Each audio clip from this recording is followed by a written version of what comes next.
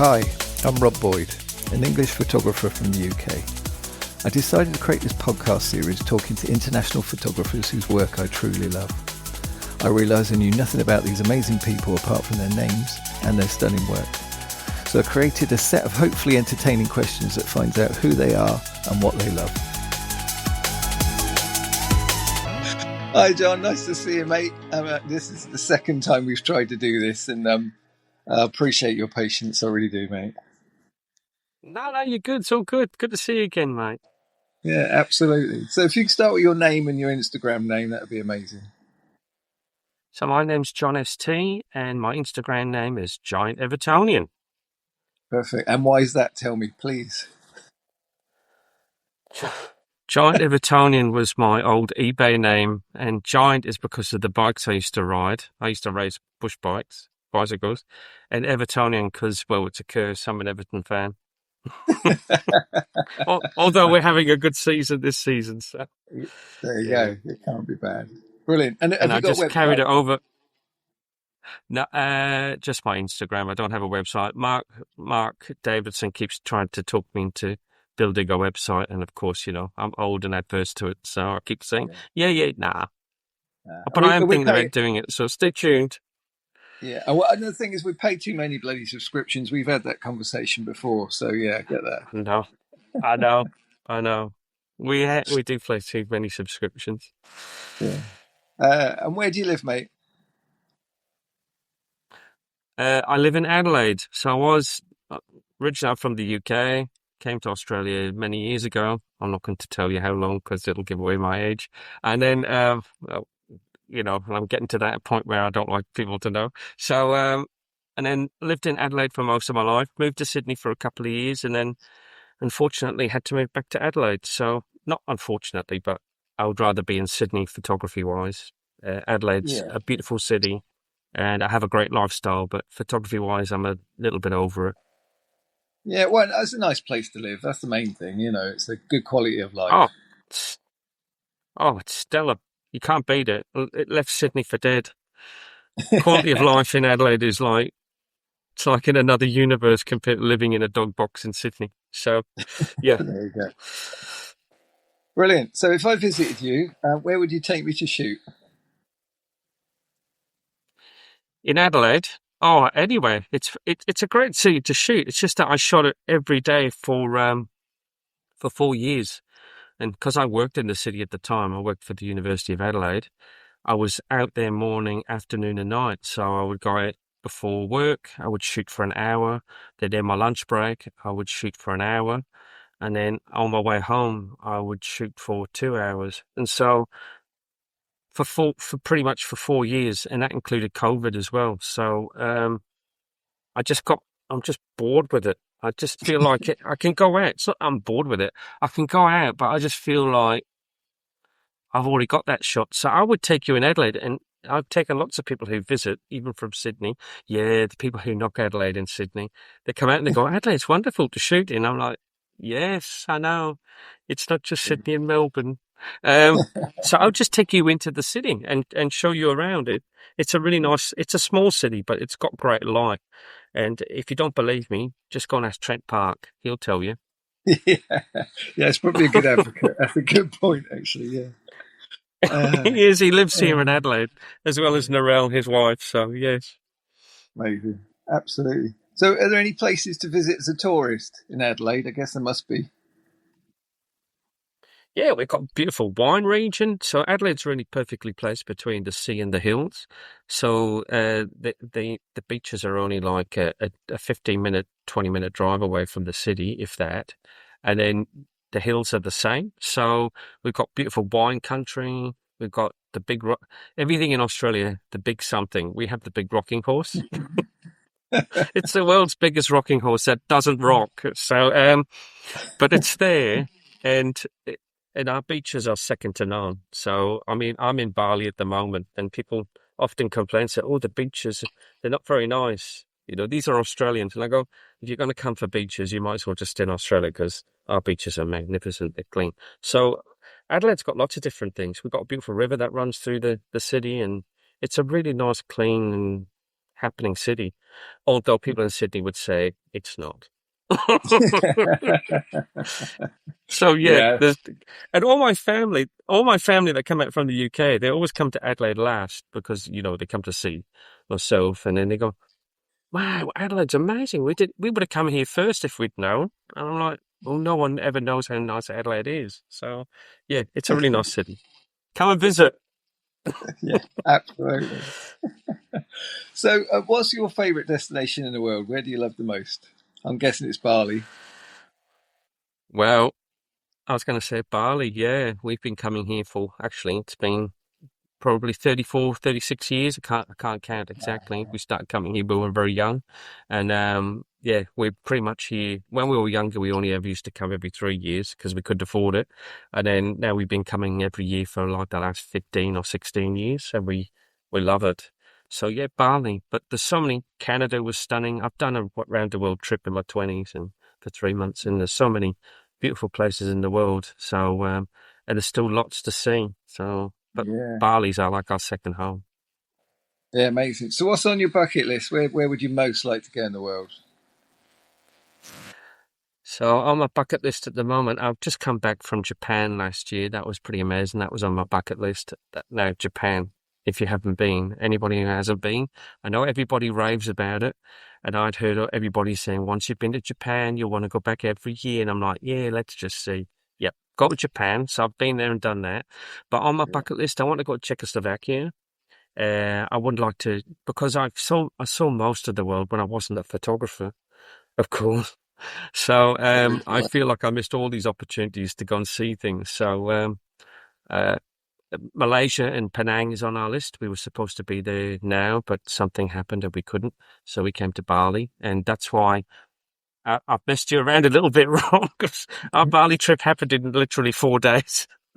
No, We no, weren't not at all, supposed to mate. be I here. mean, So last time I couldn't believe when we spoke last time we lost the whole recording, and that was that was last year, oh, wasn't it? So that's yeah, okay. yeah. That's I was devastated because I thought this mean you mean you want me to talk again? Happy to. So Yeah, I don't. I think you're and not used to talking. yeah, I'm a bit of a chatty Annie. So yes, Mm. Europe.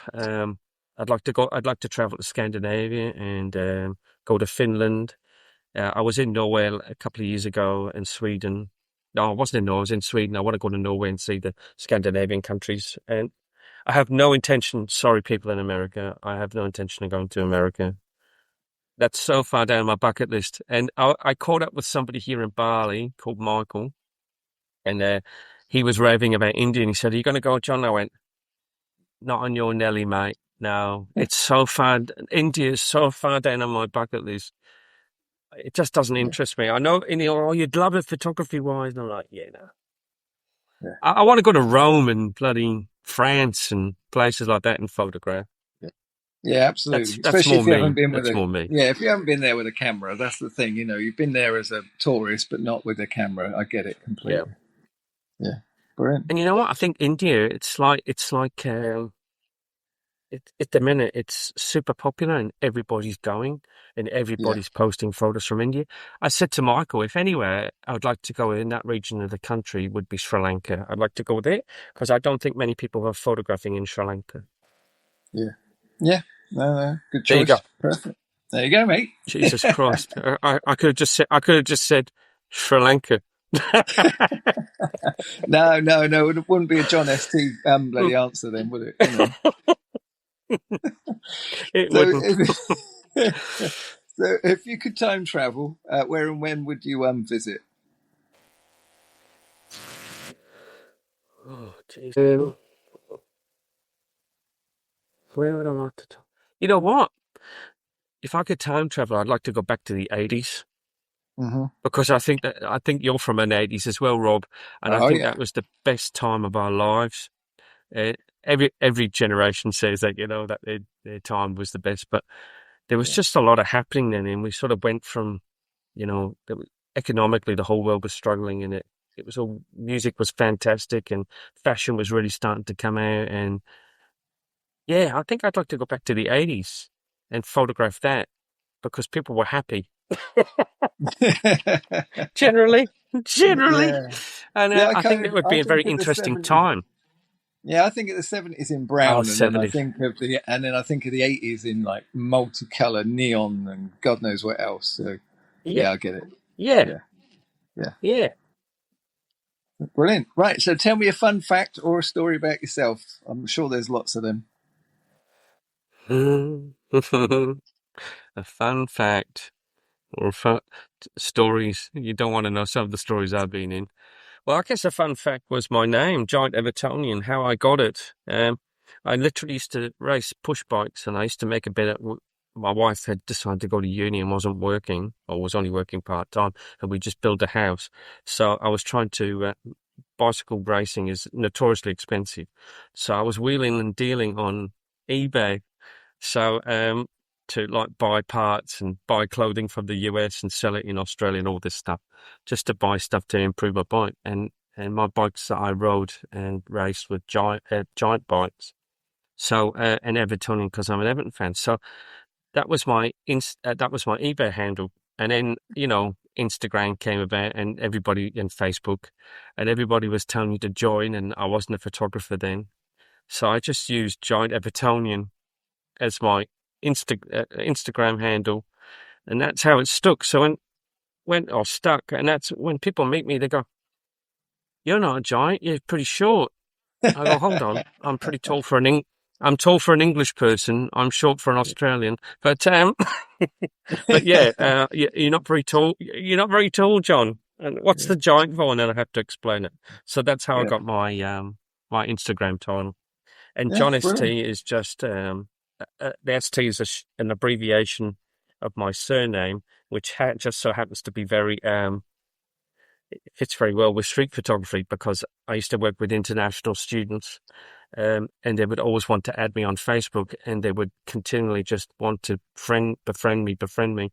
So I had to cut my name so they couldn't search me online. So that's how I ended up with John ST. Yeah, And no, then I I think got that's a into good street idea. photography, and Yeah, and it fits it perfectly. clicked. And everybody thinks it's John Street, but it's not.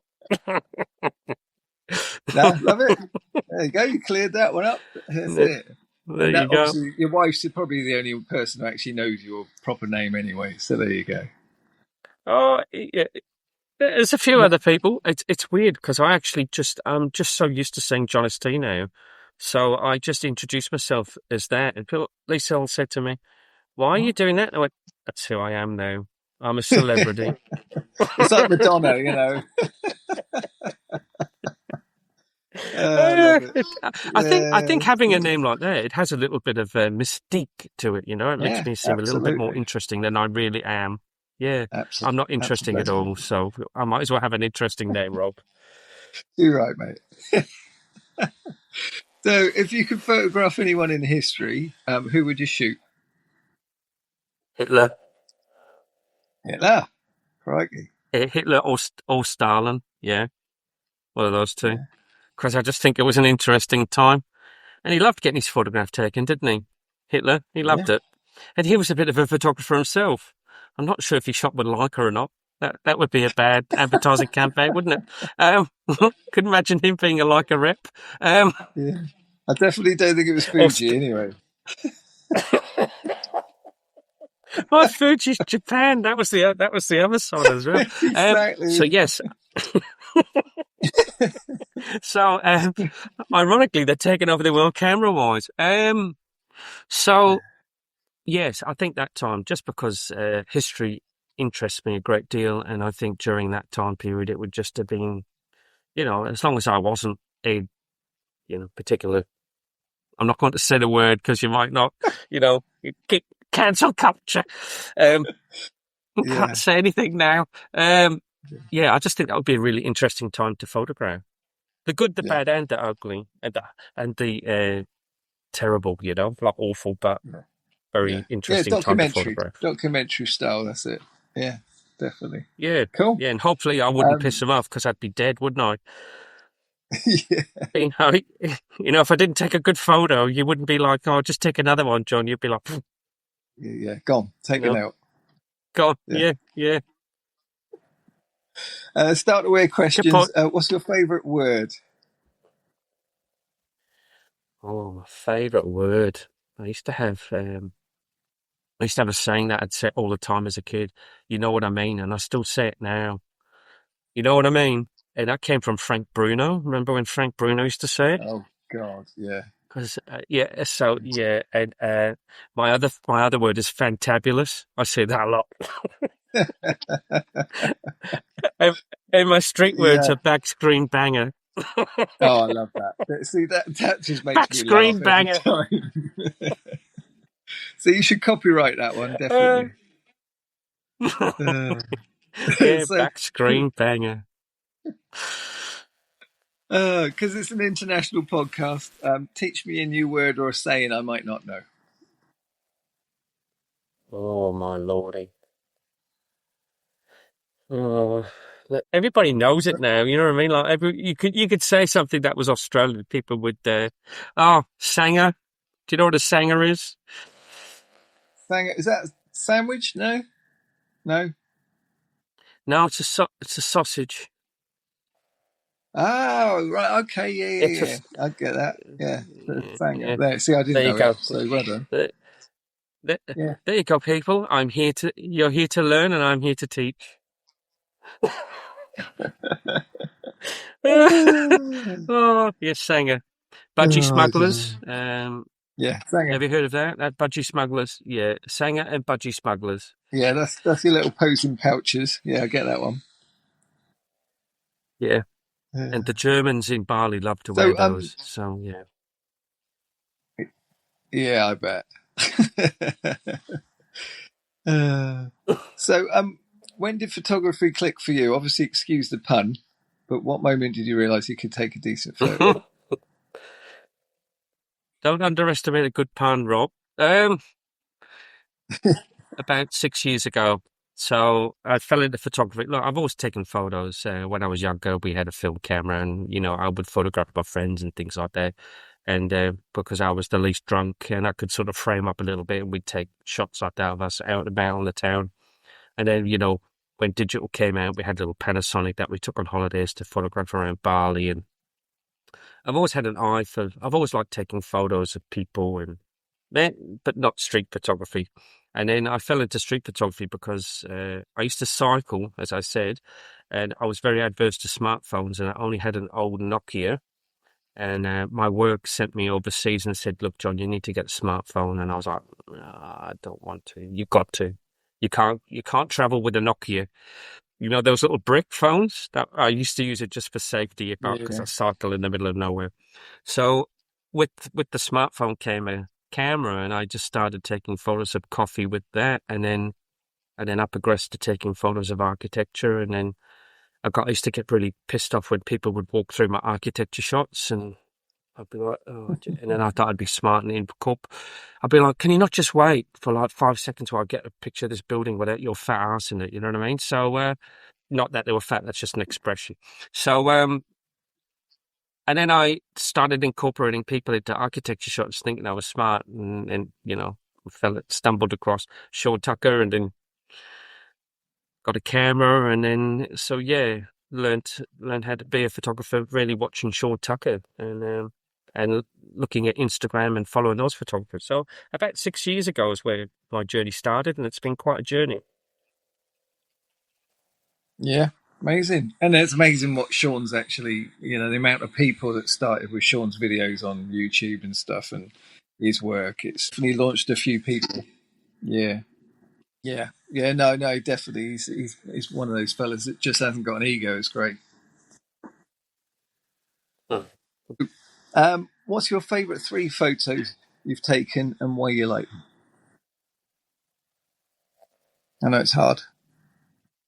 All right, so now, so I've got one that I took very early on, and it's of an umbrella going across a, a a road crossing in Adelaide. I took it from a car park, and I didn't want to do it. I was out shooting in the rain on my lunch break, and I came across a friend in the city doing the same, and it was wet and windy, and he said, "Let's go into the car park," and I didn't want to do it, but he forced me to do it, and I got this really good shot of someone going across the X right in the middle with the red and white umbrella, and it was just a moment that I wouldn't have got if my friend hadn't made me go up there, and I really like it. And I got that in my first year, when I started. A shot that I got was in Sydney, and it's at the back of the Opera House, and everybody photographs around there. But one day I was walking around there, and there was a couple of lads sitting as the sun was going down, eating Oreos. A couple of school boys eating Oreos, watching the sunset, and the sun was reflecting off the back of the glass of the Opera House. And behind the glass, normally there's nothing, but this time they had all mannequins because they were preparing for a show, and they make all of the clothing for the show there. You know, they do alterations and stuff. So there was all clothing behind there on mannequins. And then I bumped into Sam Ferris at the same time, and we were having a chat. And I've got Sam Ferris as a silhouette in the background with the bridge reflecting No. off the Opera House. So that's my, and I love that shot. And it's just something that, you know, it doesn't happen very often. So it was good to get that. And I guess another shot, I've taken a lot of photos if you look at my Instagram, but my other shot I got in Gothenburg, and it looks like it's just a simple silhouette with someone walking past a very small patch of light against a fence. And behind it looks like a cruise ship, but it's actually a building with clouds and another building, and it looks like a ship behind it with a big funnel.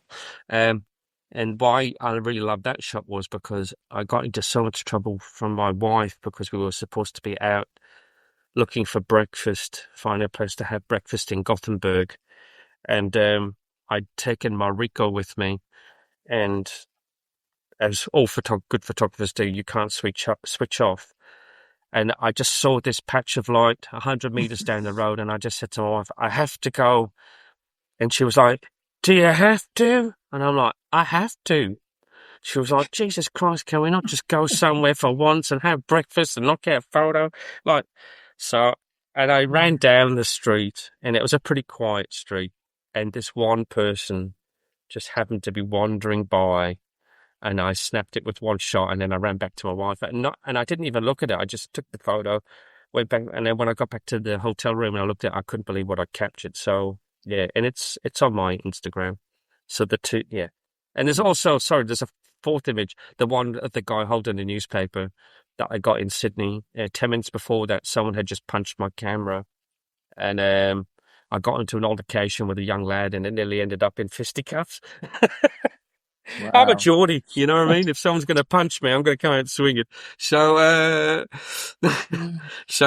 it didn't end up in fisticuffs, but he punched me. I wasn't even photographing him. And then there was a big shouting match right in the heart of Sydney. And then 10 minutes later, I walked down the street and got the photo of the guy who looked like something from the Sullivans, holding a newspaper. It's quite, yeah. So that's 4 shots. 4 shots. Anyway, there you go. Yeah, brilliant. But that's often the way. That it's normally the person that's with someone you're taking a photo that gets the hump, not actually the person you're taking the picture of. They're normally all right. It's weird. I don't get it. Yeah, but you're absolutely right. It's always the Karens in the world, you know, and there's the odd Ken. And this lad just got. This rarely, if ever, happens. You know what I mean? I was quite shocked. And literally, I just said to somebody that I was out shooting with, "Wow, I'd only been in Sydney a couple of months. You can literally do whatever you want in Sydney, and no one gives a shit." And then someone punched my camera, and then it all was on for young and old. Anyway, but you know, and that's the important thing. If something like that happens, you don't know what's going on in people's lives and stuff, and the day they've had. You can't take it personally. And then you've just got to brush yourself off and go, right, it happened. And then 10 minutes later, I got a really great shot from it. You know what I mean? Yeah. You could go, oh, my life's terrible. Someone's shouted at me and punched my camera. Yes, so just move on. Yeah. You know what I mean? Yeah. Just move on. I think we're that generation. Don't take it personally. We're that age, we can, we can in one ear, out the other, and off we go. Yeah, we're not as fragile, Rob, is what you're saying. Yeah, well, I think, that's the one that's saying. Yeah. So, what advice would you give a new photographer? Take as many pictures as you want and don't listen to all the gatekeepers. Just take the photos that you want to take and don't listen to the people who say, shoot at this focal length, don't shoot that. Don't do this, don't do that. Don't crop, don't do this. Leave everything leave everything in the frame, or don't photograph these people. There's so many rules. And when you pick up the camera, most of us pick up the camera because we want a creative outlet. We want to do something from our structured, sometimes dare I say, structured, boring lives of work and rinse, repeat. So we go out there looking to be creative, and then suddenly the whole world's full of rules. And then you pick up a camera and go, right, I'm going to do street photography, and and then suddenly you start posting, and then everybody starts telling you the rules, and you go, bugger this for a game of soldiers. You know what I mean? This is bullshit. So just do what you want to do and take lots of bad photos, because remember that when you look at Instagram, you only ever see people's good photos. You never see the thousands and thousands of bad ones. And we have to continually tell ourselves this as photographers, that it's very easy to measure ourselves against other people all the time. Go, I'm not good enough. I'm not good enough. I don't get as many good photos as those people. Well, maybe you don't take as many photos as those people, and that's why they appear to have more. But everybody is going through the same struggles, And the other piece of advice would be learn from other people. So don't follow the rules, but you can learn from other people. Everything I've learned and everything I do is from learning from other people and experimenting myself, taking what they've taught me and then applying it and practicing and practicing. And lots of people have taught me everything. I didn't even know how to do silhouettes. But that's it. Someone had. Yeah, absolutely. No, that's perfect advice, because that's the thing. You've got to enjoy it. Otherwise, what's the bloody hell point of doing it? Exactly. Just photograph the way you want to photograph, and photograph the things that you think are interesting. Yeah. Otherwise, you'll just get tied down to another thing that you hate doing. Yeah. No, brilliant. So, what's next for you? Obviously, you're always a busy fella. You got lots on always. So, what's coming next? Well, I've been fairly fortunate. I worked with Fuji last year, and I did a national campaign for the GFX 100 RF, which came out of the blue. Very lucky, and I thought it was a one-off that would never happen again. This year, I just worked with ABC, Australian Broadcasting Corporation, working on a national project for their radio station, all the advertising. They wanted street photographers in every major city. So those things that have just come up. So I've just finished a project, pooping my pants doing that. So, and it's come out now. It's going to be, it's on the television. It's going to be up on billboards and bus stops and things like that. So that's up. So I don't really know what's coming, Rob, because I just photograph for fun. Yeah. I've been in Bali just taking photos. I like to catch up with people. I don't know what's going to go. We're working on the podcast. That's really grown. Really, that's got really big and really popular. Outgrown our expectations, but I guess just to want to keep. I guess what I want to do is just to keep staying. 3 years in, are you? 4 years into the podcast, it'll be 4 years almost, and so working on that. But photography-wise, I just want to keep trying to keep making good pictures, and then whatever comes my way comes my way. So, thanks for being my guest, John. I really appreciate it, and it's really good to have you here, mate. And we finally made it work. I'm hoping this is going to work, and we're going to keep it going. And well done on the podcast. We might have to record it. The podcast is amazing. You and Mark, keep me entertained all the time, mate. Thank you so much. So all right, you take care.